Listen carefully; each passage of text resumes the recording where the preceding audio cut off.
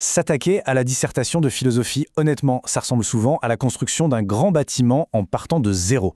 Au début, face à cette fameuse page blanche, l'angoisse monte. La tâche paraît tout simplement immense et vertigineuse. Mais en fait, le secret, ce n'est pas d'attendre une illumination soudaine. Pas du tout. C'est avant tout une question de fondation hyper solide, de plans bien tracés et d'une méthode implacable. Ce décryptage, c'est exactement ça. Un véritable plan d'architecte pour enfin maîtriser cet exercice qui intimide tant de monde. Allez, on plonge tout de suite dans le vif du sujet. Au programme de cette analyse, le grand plan de construction repose sur 5 étapes clés. D'abord, éviter les 3 pièges mortels, ensuite bâtir une introduction parfaite, formuler une problématique, structurer le développement et pour finir en beauté, bien utiliser les citations. Première grande étape de notre chantier, éviter les fameux 3 pièges. Bon, avec le stress de l'examen, c'est humain, on a tous tendance à paniquer un peu. Et c'est là qu'on tombe dans des erreurs qui ruinent tout dès le départ. Le pire, croire que la philosophie, c'est un concours de récitation. Déballer un cours sans aucun lien direct avec le sujet, c'est littéralement comme couler du béton sans la moindre armature. Ça va s'effondrer. Ensuite, deuxième erreur classique, foncer tête baissée dans la rédaction en négligeant totalement le plan. Résultat garanti, on obtient un texte complètement décousu.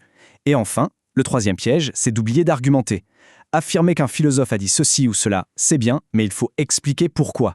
Si chaque idée n'est pas justifiée par un vrai raisonnement philosophique, tout le reste s'écroule. On passe à la deuxième phase, bâtir une introduction parfaite pour couler les fondations. Maintenant que le terrain est bien préparé, on peut commencer à construire. Et attention, une introduction, ça ne s'improvise absolument pas. Il y a une mécanique, une séquence de 5 étapes à respecter scrupuleusement. On démarre en douceur avec une accroche pour capter l'attention de façon naturelle. Ensuite, on pose le sujet, tel quel, et là on arrive à l'étape absolument vitale, la définition des termes.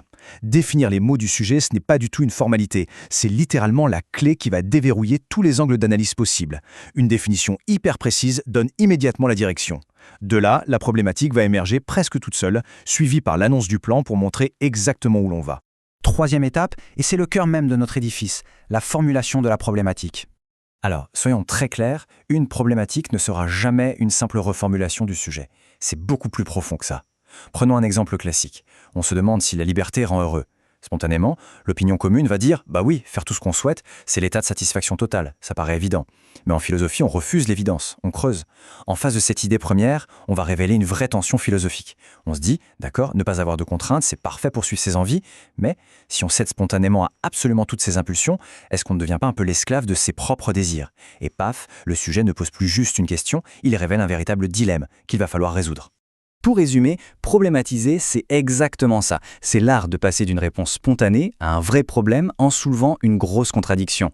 On part d'une première thèse qui semble vraie, on lâche un énorme « mais » et on balance l'antithèse pour montrer que la réalité est infiniment plus complexe. Et le secret d'un débat réussi, encore une fois, ce sont les définitions. C'est justement parce que le mot « liberté » a ce double sens, de l'absence d'entrave physique d'un côté et de la maîtrise de soi de l'autre, que la tension existe et structure toute la réflexion. Quatrième étape du grand chantier, structurer le développement. Autrement dit, comment monter les murs pour que ça tienne debout. Les bases sont là. Maintenant, il faut organiser les idées. Une bonne réflexion, ce n'est pas un grand sac fourre-tout rempli d'arguments jetés au hasard. Chaque idée doit s'emboîter parfaitement sur la précédente. Et l'astuce secrète pour lier tout ça, le vrai ciment, c'est la transition. Ce petit paragraphe entre 2 grandes parties, il est complètement indispensable et il s'opère en 3 temps. D'abord, on fait un bilan très rapide de ce qu'on vient de défendre. Ensuite, point crucial, on critique cette même idée en montrant ses limites. On prouve qu'elle ne répond pas à tout. Et enfin, on annonce l'idée de la partie suivante. C'est exactement cette mécanique de remise en question permanente qui donne du rythme et de la profondeur au devoir. Cinquième et dernière phase, bien utiliser les citations. C'est le moment des finitions. On entame la dernière étape de la construction. Mais attention à un mythe hyper tenace. Une citation, ce n'est pas du papier peint qu'on étale juste pour faire joli. C'est un vrai pilier de construction. Il y a un chiffre magique à retenir. 3 à 5. Rien de plus. C'est totalement contre-productif de s'épuiser à apprendre des centaines de phrases par cœur. Avoir 3 à 5 citations vraiment bien maîtrisées par notion, ça suffit largement. Le but n'est pas d'avoir une mémoire encyclopédique, c'est de montrer qu'on a digéré la pensée d'un auteur pour faire avancer son propre propos. Croyez-moi, une seule citation décortiquée en profondeur sera toujours bien plus redoutable qu'une dizaine de citations plaquées sans aucune explication. Prenons un exemple monumental. Sartre écrivait « L'homme est condamné à être libre ». Cette phrase, elle est fabuleuse, mais elle ne sert surtout pas à clore le débat. Au contraire, c'est un tremplin incroyable. En la posant là, on peut expliquer que pour l'existentialisme, la liberté, ce n'est pas un petit privilège optionnel. C'est carrément la condition de l'être humain. C'est une obligation incontournable. Prendre le temps d'analyser cette idée donne immédiatement une sacrée épaisseur à l'argumentation. Et au final, tout ça nous ramène invariablement à cette absolue nécessité des définitions. Quand on invoque un concept aussi vertigineux que la liberté, il faut nuancer. De quoi parle-t-on exactement? De l'action physique sans contrainte? Ou bien de l'autonomie, cette capacité fascinante à se prescrire sa propre loi morale et à s'y tenir?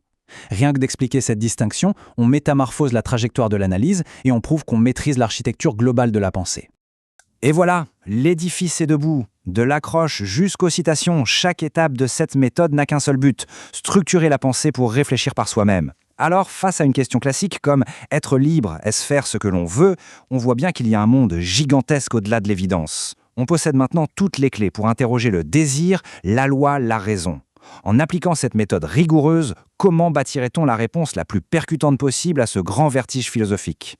La réflexion est ouverte et le chantier, désormais, n'attend plus qu'à démarrer.